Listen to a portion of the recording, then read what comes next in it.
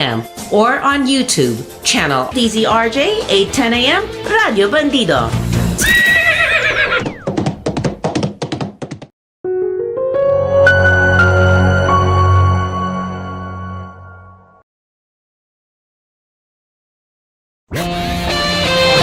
The views and comments of the hosts and guests are not necessarily those of the station. Please stand by for a Radio Bandido special.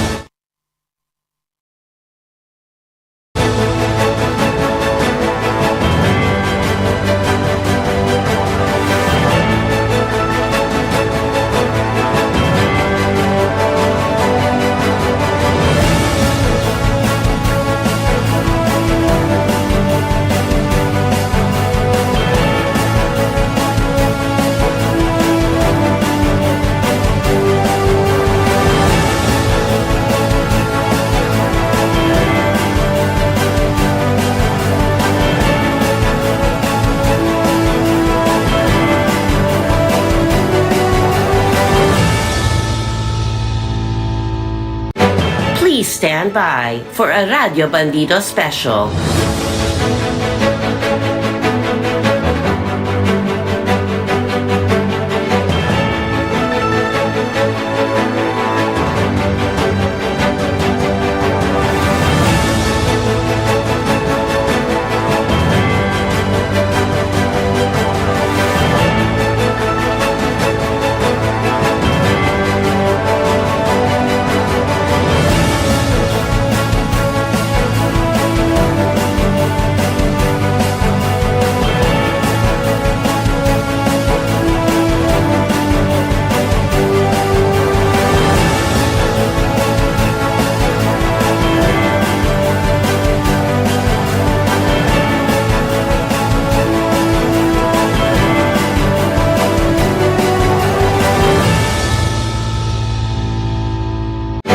Please stand by for a Radio Bandido special.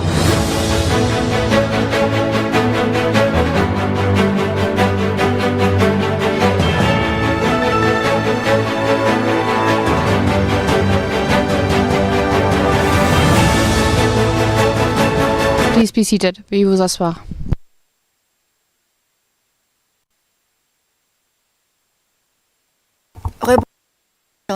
Maintenant, je vais... I will now give the floor to the prosecutor. Please proceed please continue with your presentation. Thank you, Madam President, Your Honours. My name is Robin Croft and I will address two topics today. First, I will present on the contextual elements of crimes against humanity. And second, I will set out some of the prosecution's evidence on Mr. Duterte's individual criminal responsibility for the crimes alleged in this case. Turning first then to the contextual elements. Your Honours, the contextual elements of crimes against humanity are established in this case because, first, there was an attack against the civilian population in the Philippines.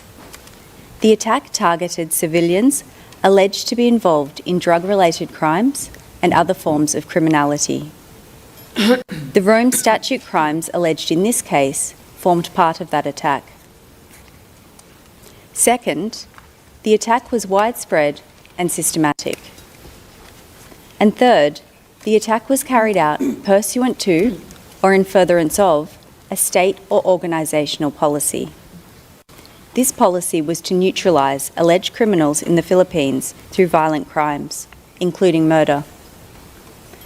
The evidence establishing the contextual elements are set out in paragraphs 71 to 86 of our pre-confirmation brief.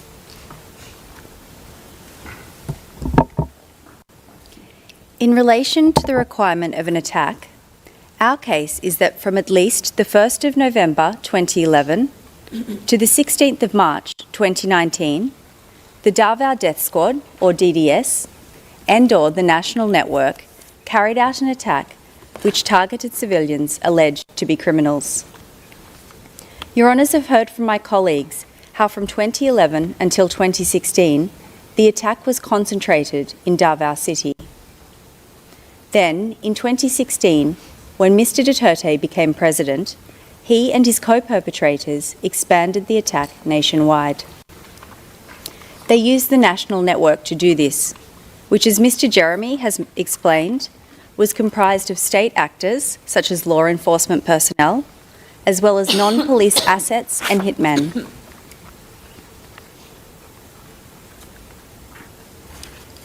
Your Honours, the locations of the murders contained in counts 1 to 3 of our document containing the charges are indicated on the map on your screens.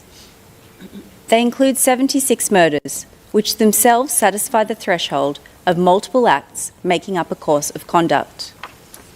However, as Mr. Nichols has noted, the crimes in count 1 to 3 are representative and emblematic of a larger killing campaign. And the prosecution relies on a range of evidence to establish that the attack was made up of thousands of killings and other violent crimes under Article 7.1.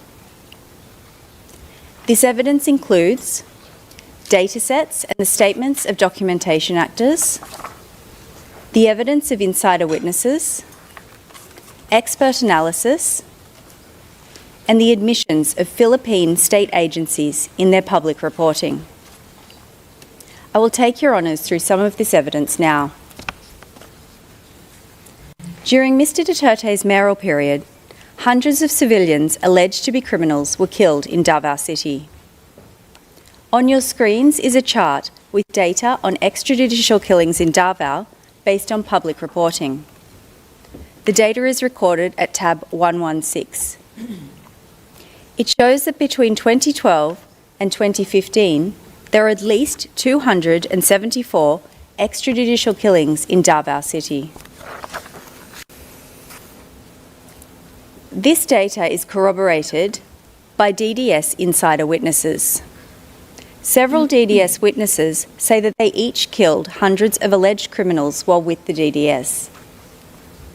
Your Honours can see on this slide quotes from one DDS witness. They estimate that, I quote, between 1,500 and 2,000 people, end quote, are buried at Laud Quarry. The quarry was only one of several places that the DDS dumped bodies in and around Davao. That's at tab 37. This witness said that they personally killed hundreds of people. They described their job as with the DDS as being, quote, just to kill small criminals, petty criminals. Out of the almost 300 people that I have killed, I never actually got to kill a drug lord, end quote. That's at tab 34. This witness's words make it clear that the target of the attack was people alleged to be criminals in Davao. Your Honours, another DDS witness, who also killed hundreds of people, said that the DDS targeted, I quote, suspected criminals in Davao City, including shabu users and pushers, end quote. That's at tab 58. Your Honours, as you have heard previously, Mr. Duterte has himself publicly admitted that he killed around 1,700 people while he was mayor of Davao City. I quote, they say I killed 700, they undercounted, around 1,700, end quote. That's at tabs 10, 10.1, 10.2. This evidence, the data collected by independent organisations, the statements of insiders on the hundreds of people that they have each killed, and Mr. Duterte's own admission of having killed 1,700 people while mayor of Davao, all show that the attack was widespread in the mayoral period. And the attack continued to be widespread after Mr. Duterte became president, when it expanded across the country. The victimisation expanded, with the hundreds killed during the mayoral period becoming thousands in the presidential period. Your Honours can see a map of the Philippines on the slide. The colours which will emerge show the locations and density of the killings in the anti-illegal drug campaign. Purple dots indicate an area with 1 to 10 killings, while yellow indicates 500 killings. This is how the killings progressed throughout the presidential period.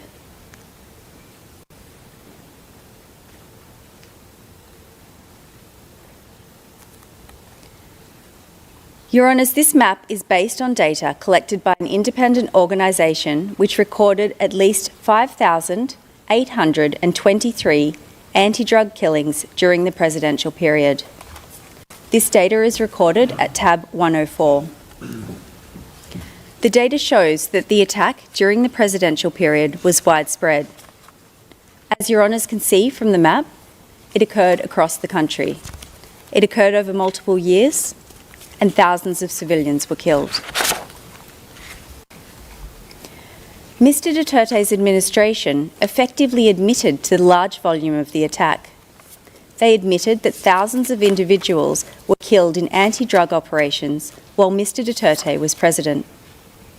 For example, in the Duterte administration's 2017 year-end report, which you can see on your screens, the administration admitted that 3,967 drug personalities died in anti-drug operations in the first year and a half of Mr. Duterte's presidency. That's at tab 106. Similarly, the Philippine Drug Enforcement Agency, or PDEA, admitted that 5,281 drug personalities died in anti-drug operations in the first 2.5 years of Mr. Duterte's presidency. This is at tab 98. These admissions corroborate the widespread nature of the attack. They show that thousands of individuals were killed. Your Honours, in addition to being widespread, the attack was also systematic from its origins and throughout the charge period. The features of DDS operations demonstrate this systematicity during the mayoral period. And these features can be found in our brief at paragraphs 35 to 36 and 88 to 98. Insider witnesses described how time and time again killing operations followed the system set out on the screen. The same hierarchical structure was followed. As Mr. Nichols explained, the orders flowed from Mr. Duterte at the top, through a combination of other co-perpetrators, to the handler of the relevant DDS team, and finally to the physical perpetrators at the bottom. The DDS teams composed of police and non-police assets and hitmen who carried out the killings. The features of the killings were also often markedly similar. The identity or whereabouts of the victim was provided to the DDS by an informant. The perpetrators would frequently arrive to or flee the crime scene by motorcycle. They shot or stabbed their victims at close range. The victims were targeted on the basis that they were alleged to be drug users, pushers, or other criminals. And the DDS received a sum of reward money for each kill. When the attack expanded during the presidential period, it continued to be systematic because it remained highly organised, planned, and coordinated. Similar systems to the one I've just described in Davao were deployed during Mr. Duterte's presidency to implement the killings. Your Honours can see some of those features listed on your screens. As in Davao, victims were targeted on the basis that they were alleged to be drug users, pushers, or other criminals. The process for killing the targets was often markedly similar. First, the victims were identified by state actors as targets and listed. As Mr. Jeremy has outlined, high-value targets were often listed on the PRRD list. The targets of barangay clearance operations were often listed on local drug lists, such as local police station lists. Second, targets were killed in the context of so-called law enforcement operations.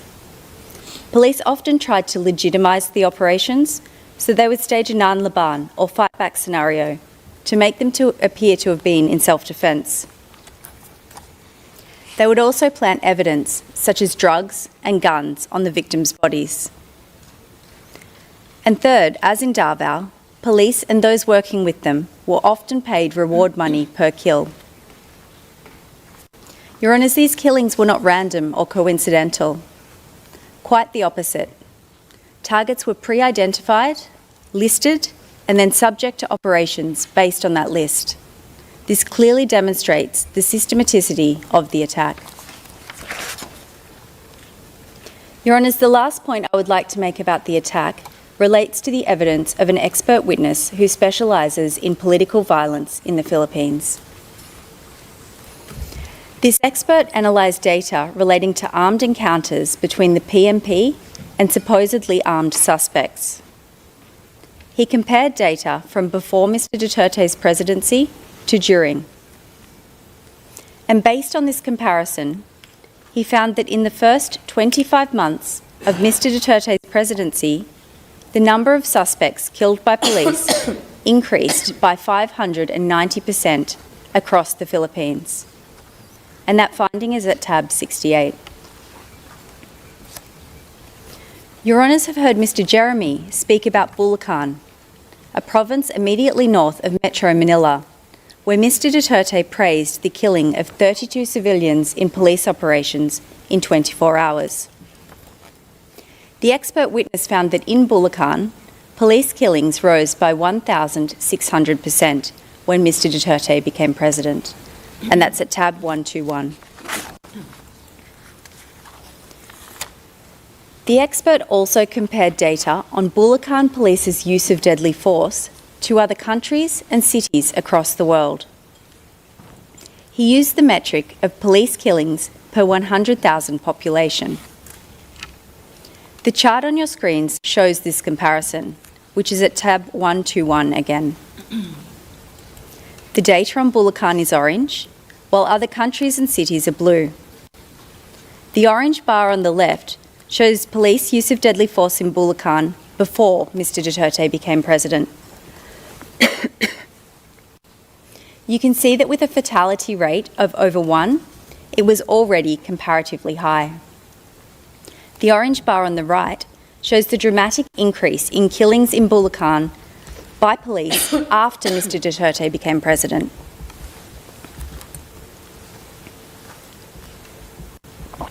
The expert concluded that, quote, "The only plausible explanation for such an extreme ratio is a widespread policy of extrajudicial executions." End quote. That's also tab 121. Your Honours, this leads us to the policy requirement for crimes against humanity in Article 7.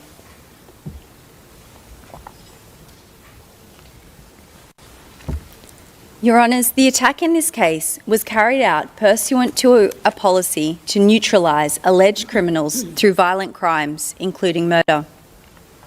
The policy was also known as the 𝗏𝗏𝗏𝗏𝗏 formula or model. Your Honours have heard about the origins of the policy in Davao City and how it was implemented by the local executive government. Mr. Nichols explained how Mr. Duterte, when Mayor of Davao City, established the Davao Death Squad to carry out the policy and kill criminals. The evidence establishing the state or organisational policy in this case is set out at paragraphs 77 to 84 of our brief. As the policy and the common plan were both to neutralise alleged criminals via violent crimes, there is some overlap between the evidence on each. I will set out some of that evidence now while discussing the policy, and then some later while discussing the common plan. The evidence includes Mr. Duterte's many public statements and speeches outlining the policy. It also includes the Command Memorandum Circular, which Mr. Jeremy mentioned earlier, witness accounts, speeches and statements by other co-perpetrators, the high level of coordination between state actors, Sorry, Your Honours. I will start with Mr Duterte-'s own speeches. Your Honours, Mr Duterte made no secret of the policy, as is shown by the references in our brief to his many speeches outlining the policy. He made these speeches as Mayor of Davao, as a presidential candidate, and then as President of the Philippines. One example of a speech that Mr Duterte made as Mayor was at a meeting on peace and order in Davao in October 2015. That is tab 13.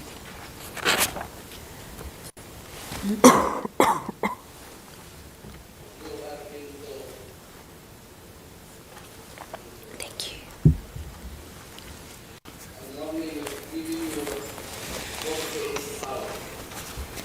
8 hours yung mga nagdi-distribute ng droga sa Boulevard.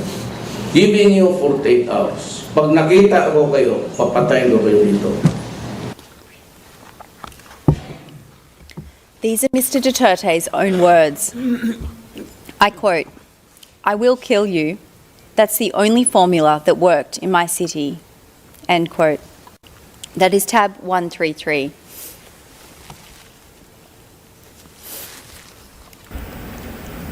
Prangka-prangkahan talaga. I will kill you. Kayong na mayor ako ngayon, presidente, yun din ang, that's the only formula that worked in my city.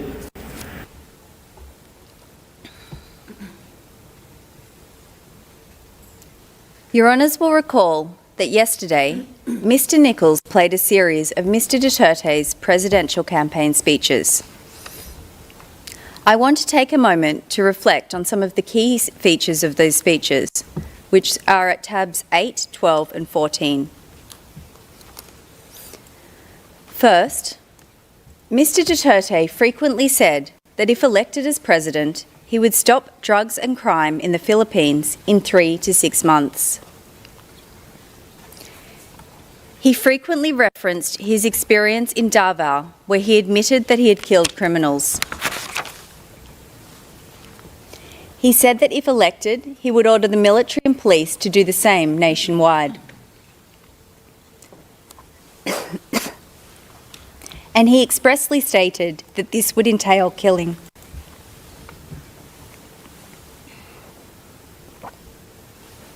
Your Honours, Mr Duterte's speeches make it clear that there was a policy to neutralise alleged criminals by violent means, including murder. And Mr Duterte was not the only member of the Common Plan who disseminated the policy through public speeches and statements.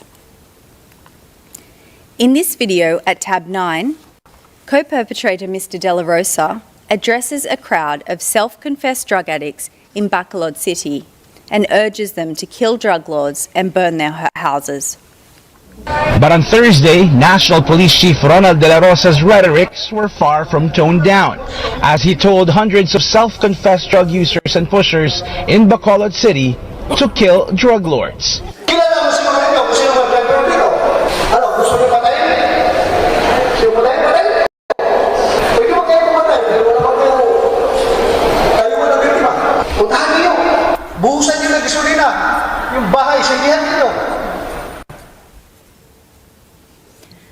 Mr 𝗲𝗏 made this speech on the 25th of August 2016.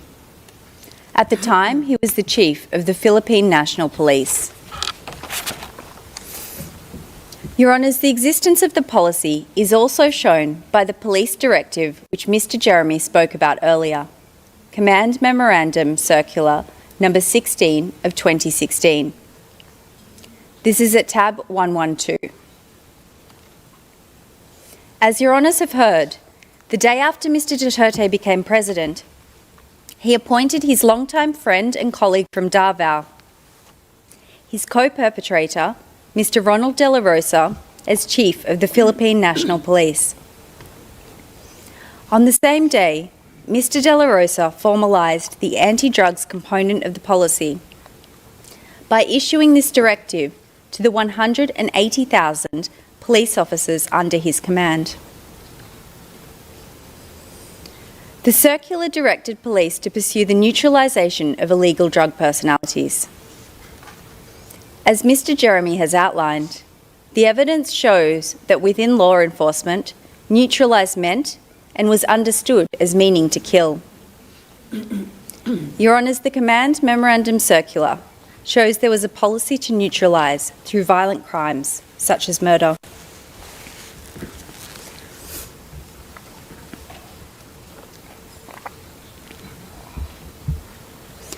I will now turn to part 2 of my presentation on Mr. 𝗏𝗏𝗏𝗏𝗏's individual criminal responsibility. The prosecution's evidence on this is set out at paragraphs 5 to 70 of our brief. The prosecution alleges that Mr. 𝗏𝗏𝗏𝗏 indirectly co-perpetrated the crimes, ordered and/or induced the crimes, and/or aided and abetted the crimes.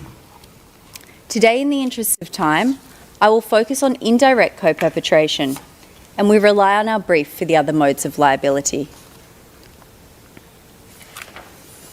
Your Honours, Mr. 𝗏𝗏𝗏𝗏 is an indirect co-perpetrator of the alleged crimes because first, he agreed to a common plan to neutralise alleged criminals.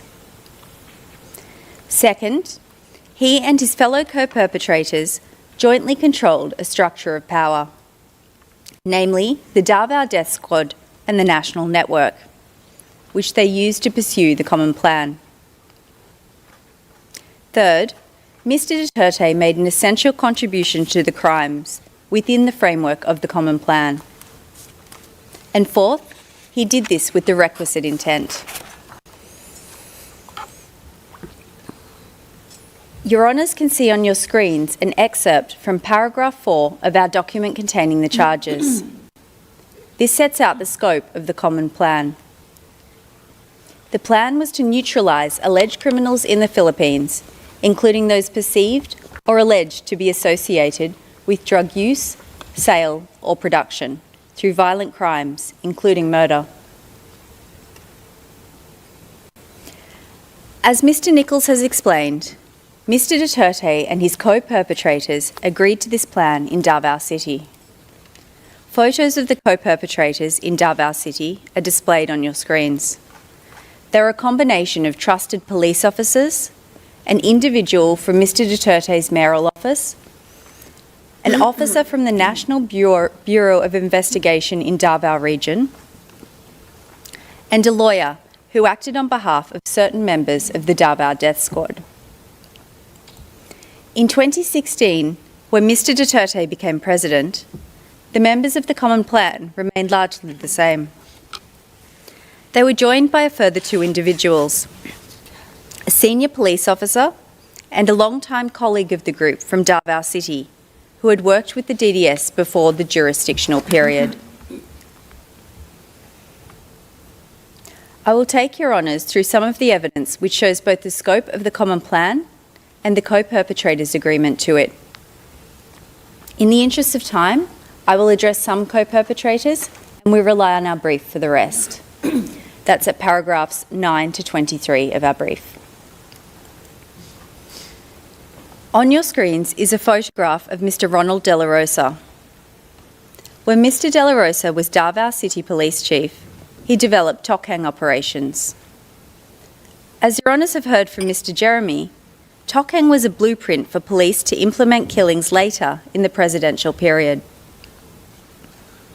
When he was announced as Mr. 𝗏𝗏𝗏𝗏𝗏's chosen PMP chief in May 2016, Mr. De La Rosa gave this interview, which is at tab 101. It shows that he wholeheartedly agreed to the common plan. Patayan sa drugs. Patayan talaga ito sa drugs. Kaya kayong mga drug lord dyan, humanda na kayo at talagang sasagasaan ko kayo.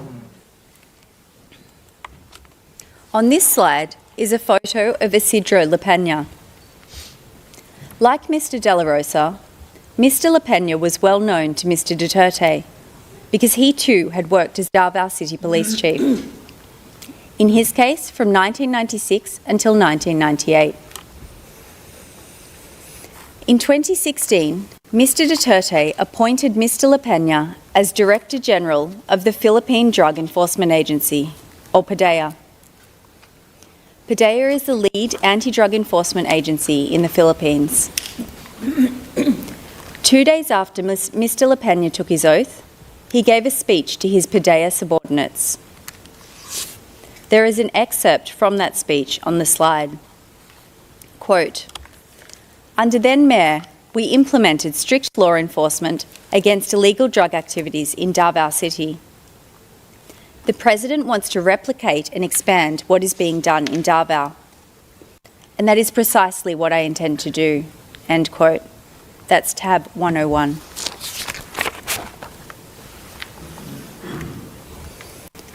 Also like Mr. De La Rosa, Vicente Danao was 𝗗𝗏𝗏 City Police Chief during the mayoral period, in his case from 2013 to 2016.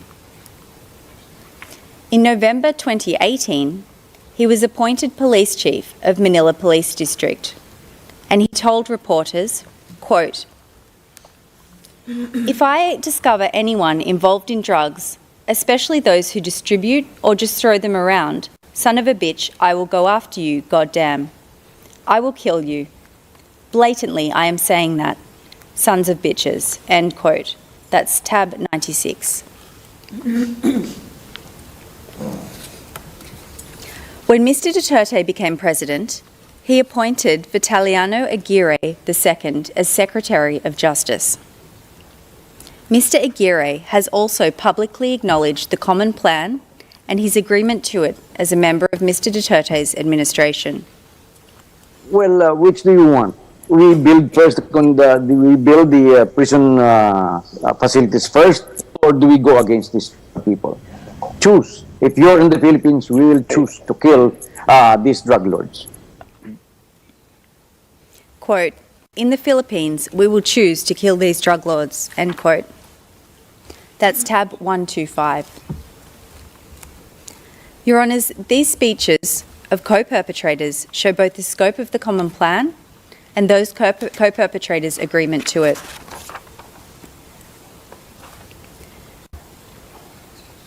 Your Honours, the next element of indirect co-perpetration is control of a structure of power. In the mayoral period, Mr. Duterte and his co-perpetrators controlled the DDS, which they used to pursue the common plan. There is a diagram of the DDS hierarchy on your screens. As the mayor of 𝗗𝗏𝗏 City, Mr. Duterte sat at the apex of the formal and city structures. The law gave him formal operational, supervision and control over the police in 𝗗𝗏𝗏 City. In addition to this de jure power, insider witnesses spoke about his de facto power over police and the DDS structure. Under Mr. Duterte were a combination of co-perpetrators from the 𝗗𝗏𝗏 City Police Office and the Mayor's Office. Together with Mr. Duterte, they controlled the DDS teams beneath them. They controlled the will of the DDS perpetrators through a range of mechanisms. And these are set out in paragraph 38 of our brief and include threats to kill and actual killing. To illustrate this control, there are quotes from one witness on your screen. This witness said that when he was first told to kill, he did not want to. But, I quote, "I felt like I didn't have any other choice but to follow their orders.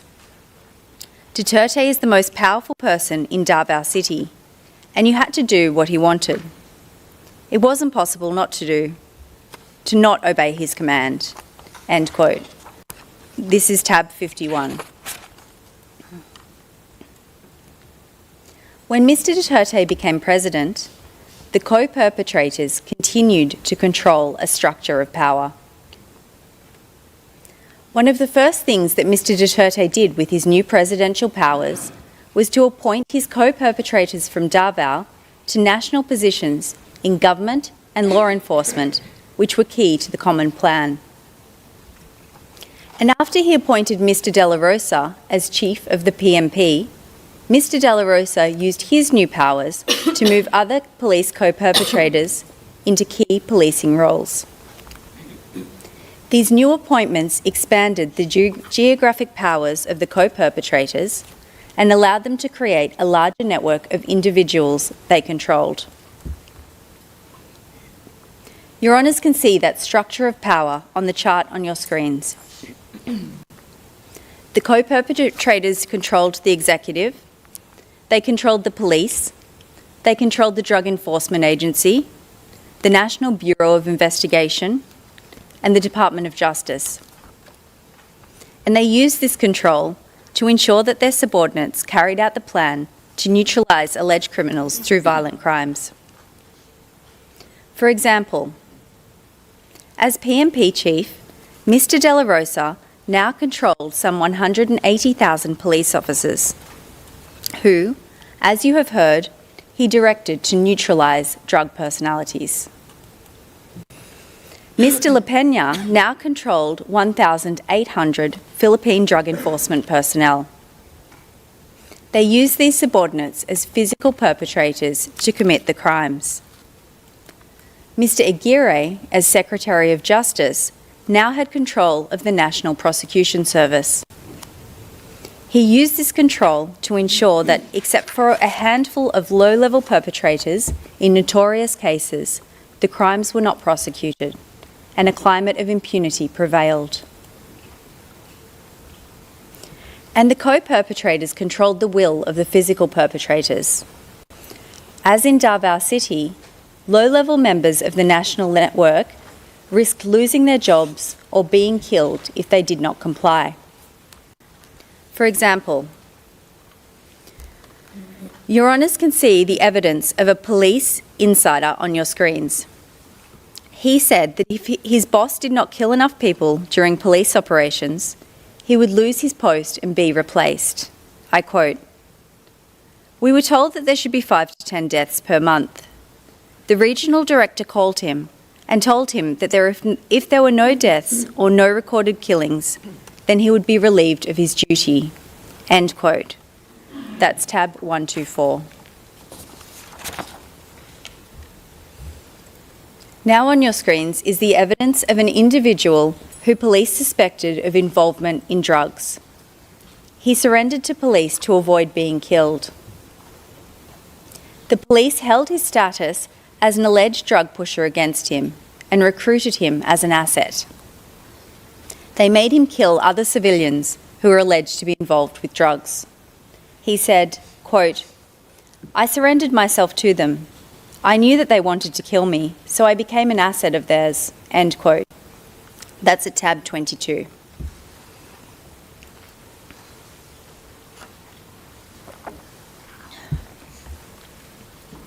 Your Honours, I will now turn to the requirement of an essential contribution.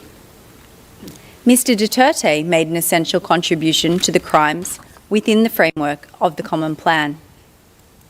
And the prosecution has set out 10 of Mr. Duterte's contributions in our brief at paragraphs 44 to 58.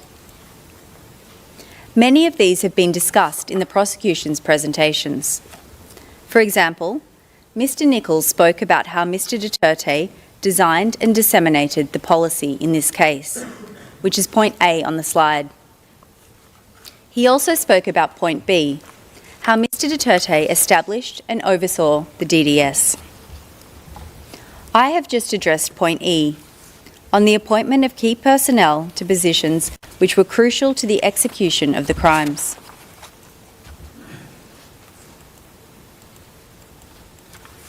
Mr. Jeremy has spoken about point J, how Mr. Duterte publicly named so-called high-value targets who were then killed.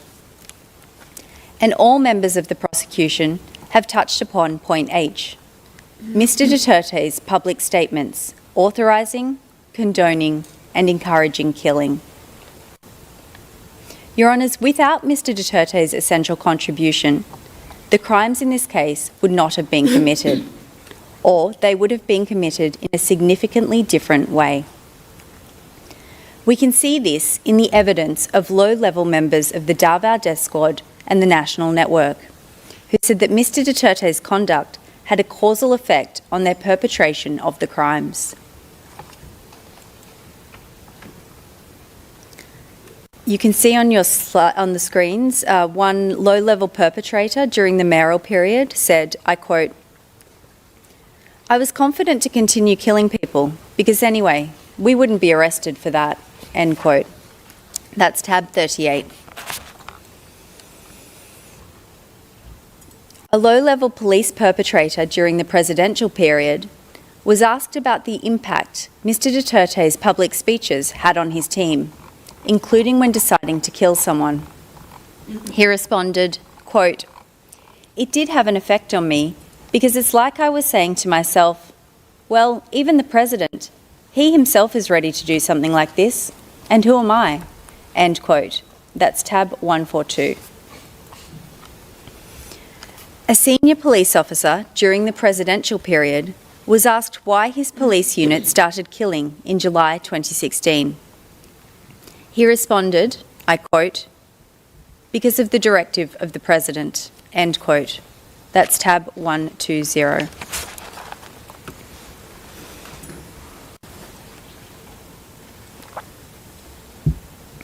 Your Honours, from everything you have heard over the past 2 days, there can be no doubt about Mr. Duterte's knowledge and intent. Mr. Duterte meant to engage in the conduct that has been charged in this case.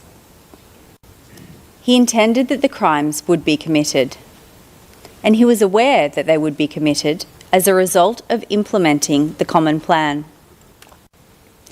Mr. Duterte knew about the fundamental features of the 𝗗𝗏𝗿𝗀𝗀 death squad and the national network that enabled the co-perpetrators to control the physical perpetrators. And he was aware of the factual circumstances that enabled the co-perpetrators to control the crimes. Mr. Duterte knew because he himself established the DDS to kill people. He repeatedly broadcast his intention to implement the common plan nationally if elected president. He made it clear that this would involve killing. Once he was president, he moved his trusted co-perpetrators from Davao into key national positions. And as the number of killings rose, Mr. Duterte persisted with the common plan. He praised the 32 killings in a one-time big-time operation in Bulacan. He publicly named so-called high-value targets. He promised to protect police. And as Your Honours have heard, Mr. Duterte has admitted to many of these things. Your Honours, I will conclude my presentation by recalling 2 items.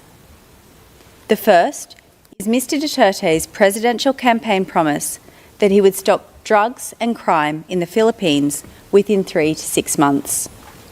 And the second is the spread of killings during the first 6 months of Mr. Duterte's presidency. I promise you, hindi naman believe yung ibang tao. Sabi ko, I would stop drugs and crime, criminality in 3 to 6 months.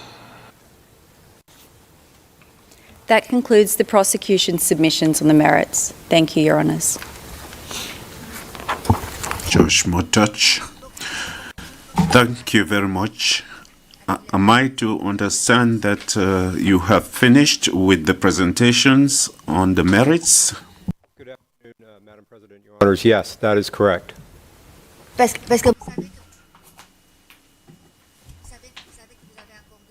You know that you still have some time, right? Yes, but we've hopefully been efficient, and we have finished now. Thank you.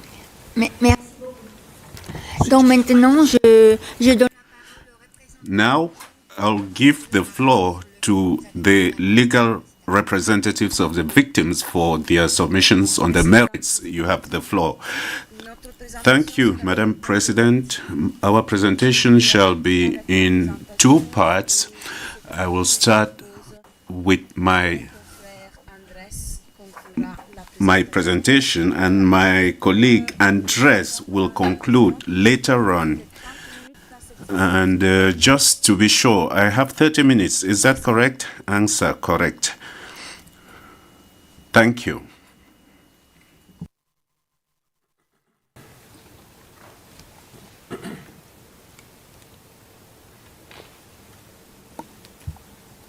Madam President, Your Honours, we speak today on behalf of the thousands of victims and surviving families who have suffered immeasurable harm under the so-called anti-drug campaign conducted during the administration of the suspect, former President Rodrigo Roa Duterte. We speak for families who cannot be here, mothers who buried their sons, children who lost their parents, the spouses who now raise families alone, and communities that have lived for years under fear and silence and that continue to bear the consequences of violence that swept through their neighborhoods like a storm. These victims appear today before you not as mere statistics or distant figures or images in report as pictured yesterday by the defense, but as human beings whose rights under the Rome Statute have been violated in the most profound ways. These proceedings relate to what has been labeled the Duterte's war on drugs and Duterte's bloody war on drugs. However, the campaign, as I will refer to it during my presentation, was less about combating the drug trade itself and more about policing poverty and social inequality. As the evidence on the record unequivocally shows, individuals targeted by Mr. Duterte anti-drug operations overwhelmingly came from impoverished communities where social mobility is limited and opportunities are scarce. Drug use, particularly methamphetamine, locally known as shabu, is often more prevalent in such low-income settings where people may turn to substances as a coping mechanism for their harsh living conditions. In these communities, structural conditions, including the absence of adequate mental health services, limited access to quality education, scarce employment opportunities, and the chronic stress associated with poverty, create an environment in which substance use is more likely to emerge. Therefore, patterns of drug use do not arise in a vacuum. They reflect deeper systemic inequalities and long-standing patterns of socio-economic marginalization. The campaign disproportionately affected the poor and marginalized, especially in urban informal settlements marked by high levels of poverty. While the rhetoric of war focused on eradicating drug dealers and users, it was the most vulnerable members of society, those with the least power and resources, were caught in the crossfire.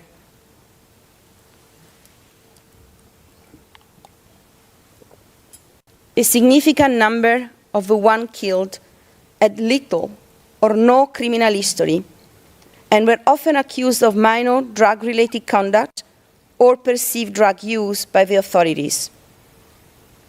These were people living in poverty, were treated as expendable by a system that failed to prioritize their protection and to address the structural conditions underlying their struggles. Rather than addressing the root causes of drug addiction, such as poverty, lack of education, unemployment, and inequality, the Duterte administration framed the issue as a criminal one, focusing on punitive enforcement over social responses. Mr. Duterte's response was a selective, violent crackdown of the most vulnerable, recasting conditions of marginalizations as grounds for criminal targeting, rather as manifestations of social injustice. Framed on its face as a campaign against illegal drugs, it in reality reflected broader social political dynamics including the targeting of marginalized communities, the use of state violence, and the deflection of attention from deeper structural problems.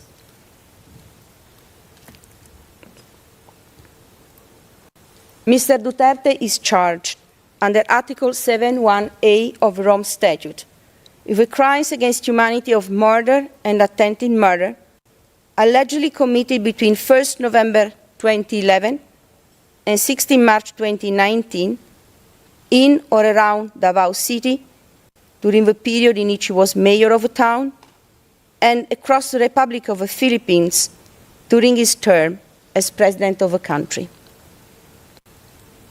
The prosecution presented ample evidence showing that each of the contextual elements of crimes against humanity is satisfied at the required threshold for confirming the charges. During the period covered by the charges, the Davao Death Squad and the national network created by Mr. Duterte to commit the crimes carried out an attack against the civilian population within the meaning of Article 7(2)(a) of the statute, as reflected in a course of conduct involving the commission of multiple murders and attempted murders. The victims' accounts of events corroborate the prosecution evidence and show that the crimes they suffered were not spontaneous or isolated acts of violence, but rather a planned, directed, and organized attack against them. The attack was massive, carried out collectively with considerable seriousness, and directed against a multiplicity of civilians. The victims were all civilians. The repeated lethal operations were conducted in residential and other civilian settings. As already indicated, the victims largely came from marginalized communities, were suspected by the authorities of involvement in criminal, often drug-related activities, and together with their families, they were targeted in their homes and neighborhoods. The attack was widespread and systematic, and we refer, Your Honor, to Annex D and E of the prosecution pre-trial brief. The attack was widespread because of its large-scale nature and the number of victims. In this regard, the number of victims affected by the events within the charges is one of the most relevant factors to be taken into consideration for the purpose of determining under the chapeau of Article 7(1) of the statute whether the attack was widespread or systematic. The broad geographical spread of the victimization, combined with a significant number of victims, confirm the wide scope of the attack. As the prosecution has made clear yesterday and today, the instances of murders and attempted murders in the document containing the charges and in the pre-trial brief are simply illustrative of a much broader pattern of victimization. In fact, the actual scale of victimization extends well beyond the 49 incidents affecting 78 victims presented by the prosecution. The prosecution itself referred to thousands of civilians murdered. And we recall here the content of paragraph 73 of the prosecution pre-trial brief, as well as the remarks by Ms. Croft just 15-20 minutes ago. As reported by Human Rights Watch in a report published in 2022, since 2016, the Philippine police have admitted its involvement in the death of more than 6,200 people in drug raids across the country. In a 2020 report, the United Nations Office of the High Commissioner for Human Rights reported 8,663 deaths occurred in the drug war.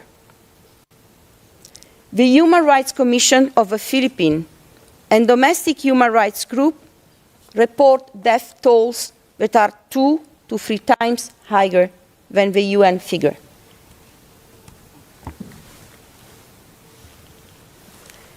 The attack was also systematic, well-planned and well-executed, following a standard modus operandi. In many cases, it began with an individual receiving a visit or a phone call from an official from the local barangay, informing them that they were on a drug watch list drawn up by barangay officials and the police. In practice, these visits function less as warnings than as a means of confirming the identity and whereabouts of the intended target. As one victim reported, I quote, "A barangay official told my husband to surrender to the police because he was on the watch list as a drug user. He had given up drug use months earlier, so did not go. 2 weeks later, 3 armed masked men wearing bulletproof vests arrived at our home in Manila and handcuffed him. I could hear my husband begging for his life from outside the room. We were crying, and the other armed men threatened to kill us as well. Moments later, my husband was shot dead." End of quote. Survivors, relatives, and neighbors consistently recount that armed men typically work in groups of 2, 4, or a dozen. They wore either police uniform or civilian clothes, often all black, with their face concealed by balaclava-style headgear, masks, baseball caps, or helmets. They carried handguns. As one victim explained, and I quote, "On 6 June 2017, at about 9:45 in the evening, I was at home with my husband, and our children were sleeping upstairs. 4 unidentified men wearing helmets and bonnets arrived at home looking for my husband. They broke down the front door. I started begging them to spare the life of my husband. The men pushed me away. My husband was shot in the chest and fell face down. While lying face down, he was shot 5 more times in the nape and head. The children woke up terrified because of the gunshots." End of quote. Attackers frequently travel by motorcycle, typically with 2 individuals on a single bike. Often a van, invariably white or black, and at times bearing markings associated with police vehicles was also present. They banged on doors and barged into rooms. The attackers did not identify themselves or provide warrants. Family members report hearing beatings and their loved ones begging for their lives. And I quote again from the recollection of one of the victims. 5 masked armed men broke into our house in Bulacan province where my father was playing cards. We could see him kneeling in a surrendering position. The men grabbed him and slammed him into a concrete wall several times. And then, just they throw him outside. We saw the shooting. We were just there. My father's face was bleeding from being hit, and he was begging them for mercy when he was shot."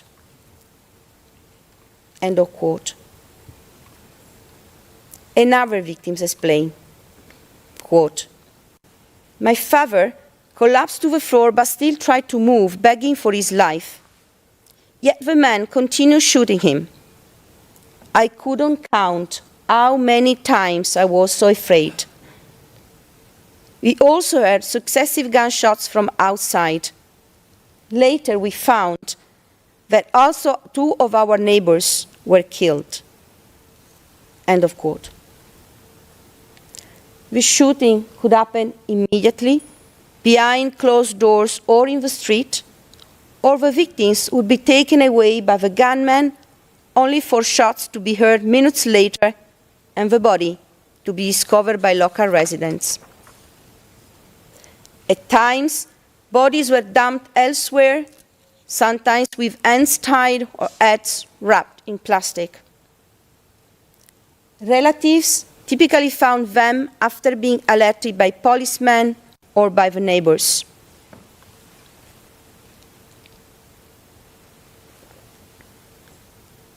A victim recalled, quote, 6 masked armed men broke into the house where a small group, including several teenagers, were watching television. The men arrested and beat 2 young boys they believed were drug suspects and then took them away on motorcycles. A half hour later, after hearing from a uniformed policeman, we, referring to the relatives, rushed to a nearby bridge to find their bodies, both with gunshot wounds to the head, their hands tied with cloth. The gunmen were still at the scene, while uniformed police cordoned off the area. Another victim recounted, quote, a week after his brother was killed, 10 police officers, some in civilian clothes, arrested my other son and took him to the local barangay office. That evening, masked armed men abducted him from the barangay office. Shortly afterwards, his body was found under a bridge a block away. When we found him, we saw that his entire head had been wrapped in packing tape and his hands had been tied behind his back. He had been shot execution style through the mouth. End of quote. And another one, quote, the body seemed like it was just thrown out. The nails were removed, one eyeball was missing, stuffed by cotton. End of quote. Relatives and witnesses often saw uniformed police in the immediate surroundings of the incident, securing the perimeter. Special crime scene investigators typically arrived within minutes. In numerous cases, an unregistered 38 or 45 caliber gun and a packet of shabu were found placed beside the body. And instead of fleeing from the police, the gunman would mingle with them. As one of the victims described, I quote, on 7 June 2018 in the morning, I was at home where I saw my son coming back from his work on the opposite side of the street. Suddenly, I saw 8 policemen, 3 in uniform and 3 in civilian clothes. 2 of them crossed the street. They took my son and banged his head against the wall. They accused him of selling shabu. He denied. He was then taken to the door of the house. He was shouting, "Mama, help me!" I took a piece of wood and hit one policeman. Suddenly, one policeman pointed the gun against my son. He shot twice, at the head and at the chest. While in shock, I saw one police officer placing 4 packets of shabu and the gun around the body of my son. End of quote. The same account of another victim who simply recalled, after the shooting of my son, who was only 19, uniformed police showed me his body in the house and the 45 caliber handgun next to his body. I told them that my son could not afford and did not possess a gun, and therefore could not possibly have attempted to shoot at the police. I said he cannot even pay the rent. His sister paid the rent for him. End of quote. On occasions, victims were still alive when found by the relatives and taken to the hospital, where they later succumbed to their injuries.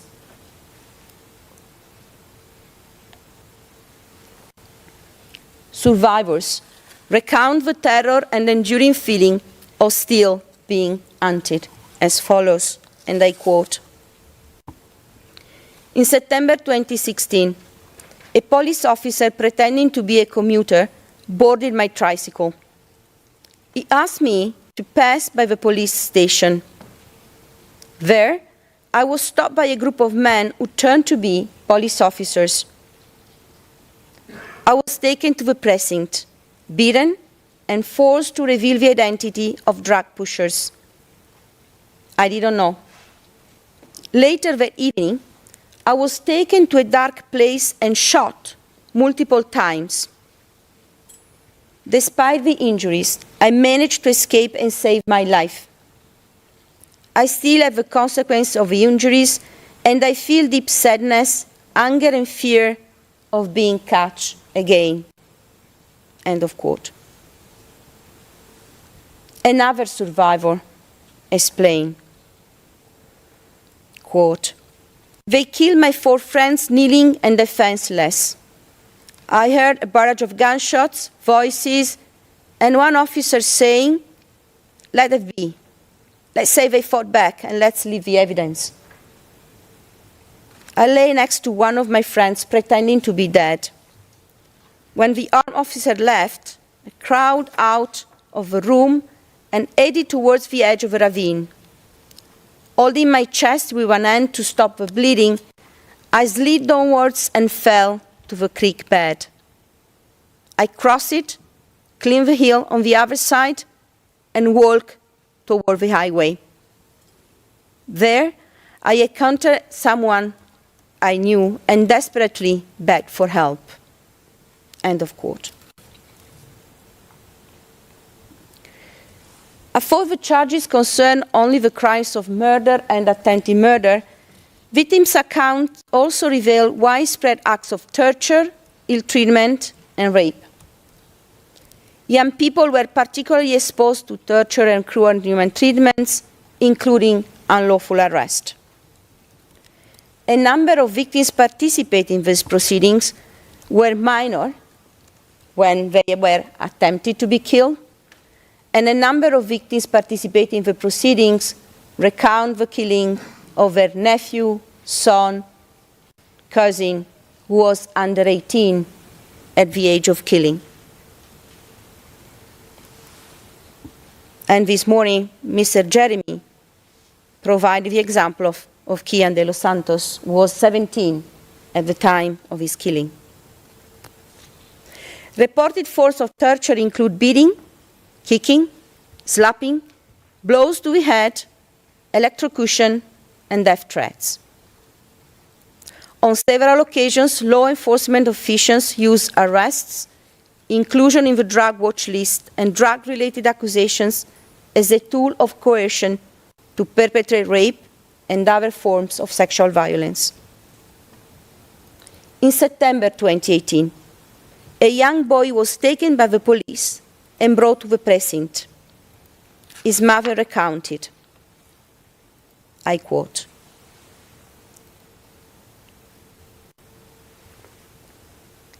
"At the precinct, he was repeatedly coerced into confessing a crime he was accused of.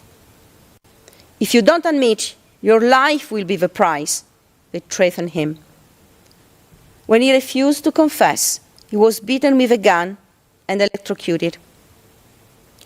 On the night of 16 September 2018, between 9 and 10, I received a phone call from my cousin urging me to go in a certain location in Manila. What I saw was a nightmare. My son had been discarded like an animal, his lifeless body lying on the boulevard, abandoned like a fish by the roadside. I rushed to the scene, but I was blocked by the police. I was not even allowed to touch or embrace my son's body. Even in death, my son was not treated with dignity. It was like they just threw my son out like a pig. I finally found him at the funeral home where I had to pay to recover the body. I had nothing. I was bargaining as if I were buying fish. In the end, I paid approximately 45,000 pesos to take my son's body for burial. Now I wonder, will justice ever be served? Excuse me, counsel, you have 5 minutes left.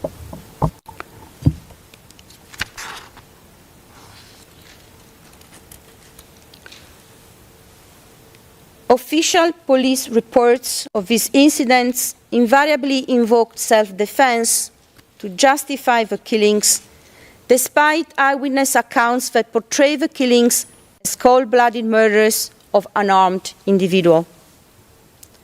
To bolster their claims, the police routinely planted guns, spent ammunition, and drug packets beside the bodies. While these official accounts contrasted markedly with the ones provided by the relatives, they were notably consistent among themselves, typically characterized the incidents as by-bust anti-drug operation, differing little besides the names, places, and dates. The victim was invariably described as a dealer who attempted to sell to undercover officers conducting a buy-bust operation. Specialized local anti-drug units called Station Anti-Illegal Drug Special Operation Task Units were usually involved. According to the reports, the victim, after being put under arrest, often uncuffed, allegedly pulled out a weapon and sought to shoot the police. In every case, the victim was killed, and none of the arresting officers were armed. In most cases, the police reporting having found shabu on or near the victim's corpse, and sometimes a gun. Often, after the killing, the bodies of the victims were brought directly to the funeral parlors. Families then had to start their calvary to find the body of their loved ones, and they had to pay high fees to retrieve the bodies. 𝗖𝗵𝗿𝗀𝗀𝗀𝗀/25 had to sell the house to be able to pay for her brother's funeral and burial.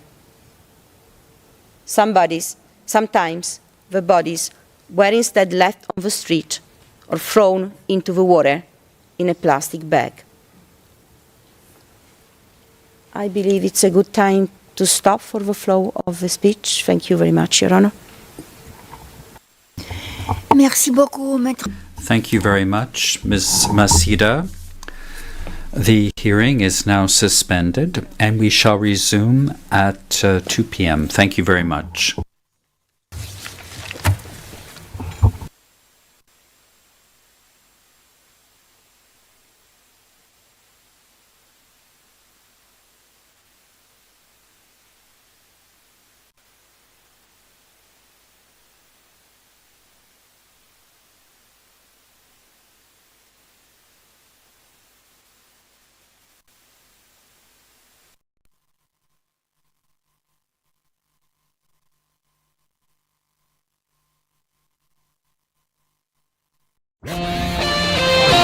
The views and comments of the hosts and guests are not necessarily those of the station.